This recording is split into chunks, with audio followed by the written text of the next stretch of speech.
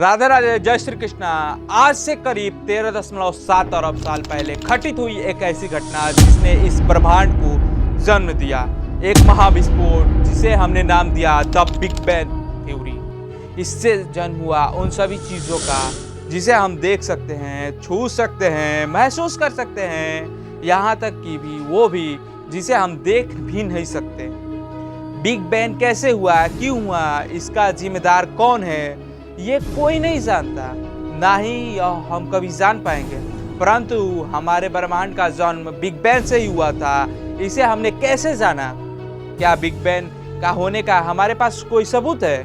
तो आइए जानते हैं आज के इस वीडियो में कि आखिर यह बिग बैंग थ्योरी कहाँ से आया और आखिर इस थ्योरी को ही लोग क्यों मानते हैं। तो हेलो गाइस, मैं हूँ आयुष। चलिए शुरू करते हैं आज के इस एपिसोड को। इन सब की शुरुआत हुई थी साल 1608 में, जब एक डच आई ग्लास मेकर हैंस लीपर्स ने इतिहास में पहली बार एक ऐसे डिवाइस की खोज की जो किसी भी ऑब्जेक्ट को 3 गुना तक मैग्नीफाई कर सकता था। और ऐसे हुआ जन्म टेलीस्कोप का। इसके बाद सन 1609 में इटालियन पोलिमिस्ट गैलीलियो गैलीली ने अपने पहले टेलीस्कोप की रचना की और उससे अंतरिक्ष की ओर अपने नज़र घुमाया। और यह इस इंसान की इतिहास में सबसे बड़ा रचना था, क्योंकि अब हमारा सब कुछ बदलने वाला था। गैलीलियो का अपने इस महान रचना के लिए फादर ऑफ टेलीस्कोप कहा गया। अब टेलीस्कोप ने हमें हमारी पहुंच से दूर की ऑब्जेक्ट को भी देखने की काबिल बना दिया। परंतु हमेशा की तरह इस बार भी धर्म के आड़ में लोगों ने सच्चाई को दबाने की कोशिश की। जब गैलीलियो ने यह ऑब्जर्व किया कि रात के आसमान में दिखने वाले कुछ तारे असल में ग्रह हैं और वो भी हमारे धरती के समान चक्र काट रहे हैं, परंतु हमारे धरती का नहीं बल्कि सन का, तब उन्होंने निकोलस कोपर्निकस के हीलियोसेंट्रिक थ्योरी को सपोर्ट करते हुए यह बताया कि असल में हमारी धरती केंद्र नहीं है बल्कि सूरज हमारे सौरमंडल का केंद्र है।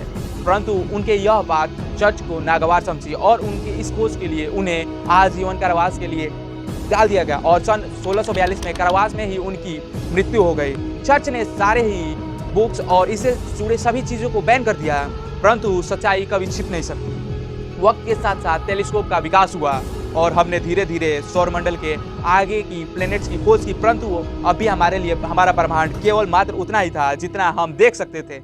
खगोलविदों की मन में हमेशा से यह क्वेश्चन रहता है कि आखिर दूर अंतरिक्ष में क्या है, परंतु वक्त के साथ साथ हम और काबिल बनते गए। टेलीस्कोप का विकास होता गया और फिर शुरुआत हुई 20वीं सदी की।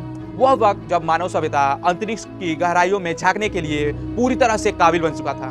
20वीं सदी की शुरुआत की दशक में ही माउंट विल्सन ऑब्जर्वेटरी की स्थापना की गई, जो उस समय के सबसे बड़ी और एडवांस ऑब्जर्वेटरी थी और इसे बनाने वाले थे American astronomer George एलरी hello.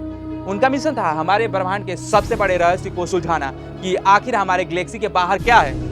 Hello ने इस ऑब्जर्वेटरी में उस समय की सबसे बड़ी टेलीस्कोप को लगवाया, द 100 इंच टेलीस्कोप, और फाइनली सन 1917 में इस टेलीस्कोप की द्वार खोल दिए गए और हमने अंतरिक्ष में बहुत कुछ देखा। इस टेलीस्कोप ने खगोलविदों को जो दिखाया उससे वो पूरी तरह से चौंक गए। उन्हें समझ ही नहीं आ रहा था कि आखिर वह चीज़ें क्या थी। उन्होंने अंतरिक्ष में देखा कि अजीब से चमकीले बादल जो अलग अलग आकार के थे, कुछ स्पाइरल तो कुछ अंडाकार और तो कुछ अनिश्चित आकार के।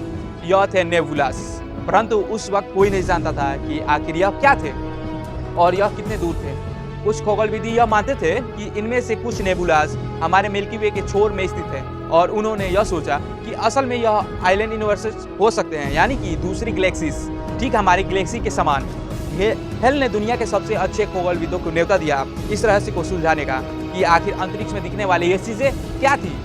उन्हीं खगोलविदों में से एक थे एडविन हबल। एडविन हबल वाकई में सबसे अच्छे ऑब्जर्वेटरी थे। उन्होंने रात भर 100 इंच टेलीस्कोप के जरिए अंतरिक्ष में मौजूद उन नेबुलास के बारे में जाना और उन्हीं में से एक में अपनी ओर उन्हें आकर्षित किया, जिसका नाम था एंड्रोमेडा नेबुला।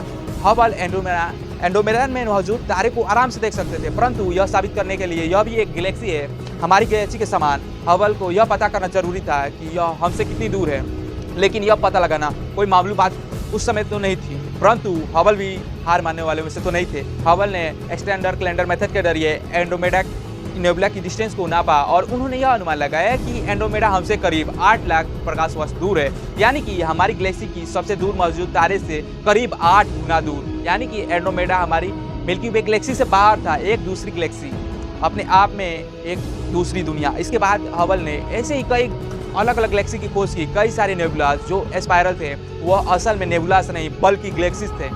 एडविन हबल के इन खोज ने हमारे ब्रह्मांड को देखने का नजरिया बदल दिया। हम ब्रह्मांड में अकेले नहीं थे, इस ब्रह्मांड में ऐसे और भी गैलेक्सीज मौजूद हैं। परंतु हबल ने इसके बाद जो खोज की वो इससे भी ज्यादा आश्चर्यजनक था। हबल ने यह देखा कि ब्रह्मांड की सारी गैलेक्सीज लगातार हमसे दूर जा रही है। वैसे तो हबल के खोज से यह पहले ही अमेरिकन एस्ट्रोनॉमर वेस्टर सुलिपर ने यह देखा कि स्पाइरल नेबुलास, जिसे बाद में हबल ने गैलेक्सीज बता दिया था, वह नेबुलास लगातार हमसे दूर जा रही है। हबल ने यह देखा कि जो गैलेक्सीज हमसे जितनी दूर मौजूद है वो उतनी ही तेजी से हमसे दूर जा रही है, यानी कि ब्रह्मांड जो हमारा है वो फैल रहा है। हबल ने बताया कि हमें लग रहा है कि गैलेक्सी हमसे दूर जा रही है, परंतु यह स्पेस खुद है जो लगातार फैल रहा है। हबल की यह खोज खगोल विज्ञान की सबसे बड़ी खोजों में से एक थी। इसका मतलब था कि ब्रह्मांड स्थिर नहीं है बल्कि यह लगातार फैल रहा है और लगातार बड़ा हो रहा है। परंतु ऐसा क्यों? ब्रह्मांड क्यों फैल रहा है यह तो हम नहीं जानते। परंतु हबल के इस खोज ने यह एक क्वेश्चन खड़ा कर दिया कि अगर हमारा ब्रह्मांड फैल रहा है तो यह आखिर किससे फैल रहा है। हबल ने यह देखा कि जब सारी चीजें लगातार फैल रही है तो क्या ऐसा नहीं हो सकता कि शुरुआत में ही सब असल में ही एक जगह पर संकुचित हो, और बस यहीं से जन्म हुआ बिग बैंग थ्योरी का। बिग बैंग थ्योरी जिसके अनुसार हमारा पूरा ब्रह्मांड एक सूक्ष्म बिंदु जो कि एक प्रोटॉन के आकार का था में से संकुचित था। इसी बिंदु में हुए महा एक्सप्लोजन ने इस ब्रह्मांड को जन्म दिया। परंतु इसे साबित करने के लिए हमें सबूत की तलाश थी।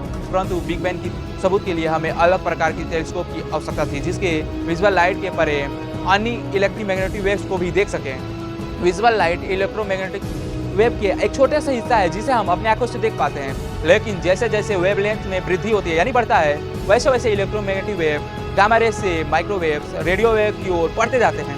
यह भले ही हमारे आंखों से देखा ना जा सके, परंतु इससे ब्रह्मांड की उन चीज़ों को भी देखा जा सकता है जिसकी अभी तक हमें जानकारी ही नहीं थी। साल 1964 में एस्ट्रोनॉमर आर्मर पेंजियस और रॉबर्ट विल्सन एक नए रेडियो टेलीस्कोप पर कार्य कर रहे थे। इस पर लगी एंटीना अंतरिक्ष से आने वाली माइक्रोवेव्स और रेडियो वेव्स को ऑब्जर्व कर सकता था। उन्होंने सोचा कि इसके जरिए वह मिल्की वे द्वारा छोड़ी जाने वाली हल्की चमक को देख सकें। जब उन्होंने इस रेडियो टेलीस्कोप को MTS की ओर घुमाया, जहां वैसे तो कुछ नहीं होना चाहिए था ना, परंतु उन्हें वहां कुछ अजीब देखने को मिला। उस इलाके में जहां वैसे तो कुछ नहीं था, परंतु वहां से माइक्रो की सिग्नल आ रहे थे जो इस ओर इशारा कर रहे थे कि वहां तो कुछ गर्म है, जबकि वहां कुछ तो था ही नहीं। फिर इन सिग्नल को प्रत्येक डायरेक्शन से ऑब्जर्व किया जाने लगा। यह अंतरिक्ष के चारों ओर से आ रहे थे। उन दोनों खगोलविदों को लगा कि यह कोई तकनीकी खराबी हो सकती है, इसलिए उन्होंने हर संभव प्रयास किया टेलीस्कोप की पूरी जांच करने के लिए, परंतु यह सिग्नल फिर भी रिसीव हो ही जा रहे थे। पर यह बता रहे थे कि MTS पे जहां का तापमान वैसे तो एब्सोल्यूट 0 होना चाहिए था, परंतु वहां का तापमान एब्सोल्यूट 0 से 3 डिग्री ऊपर था, यानी कि ज्यादा था। उन्हें तो पता तो नहीं था कि यह क्या था, परंतु उन्होंने अनजाने में ही यह खोज कर ली कि बिग बैंग की सबूत हुआ। यह माइक्रोवेव थे बिग बैंग के आफ्टर क्लू का, जिसे आज भी चारों तरफ देखा जा सकता है। अगर हम आसमान के सारे तारों को बुझा दें, एकदम अंधेरा कर दें, तो हमें एक हल्की सी लाल चमक दिखाई देगी। यह है एक बिग बैंग द्वारा निकली गई चमक। इस चमक के द्वारा निकली गई रोशनी ही आज पूरे ब्रह्मांड में चारों तरफ मौजूद है, लेकिन माइक्रोवेव के फॉर्म में। आर्नो बेल्जास और उनके साथी को अपने इस ऐतिहासिक खोज को साल 1978 में नोबेल प्राइज दिया गया। इसके बाद साल 2001 में लॉन्च किया गया विल्किंसन माइक्रो एंजोट्रोपी प्रोब, या कहे तो WM।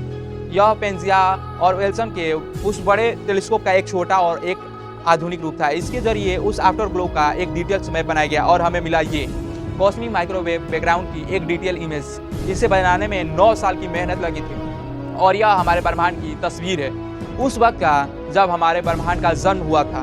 तो इस तरह से बिग बैंग थ्योरी की रचना हुई और हमें इसके सबूत मिले। परंतु आप में से कुछ लोगों के मन में यह तो क्वेश्चन जरूर होगा कि हमने तो यह कैसे पता लगाया कि बिग बैंग आज से 13.7 अरब वर्ष पहले हुआ था। वेल, इसका जवाब बहुत ही सिंपल है।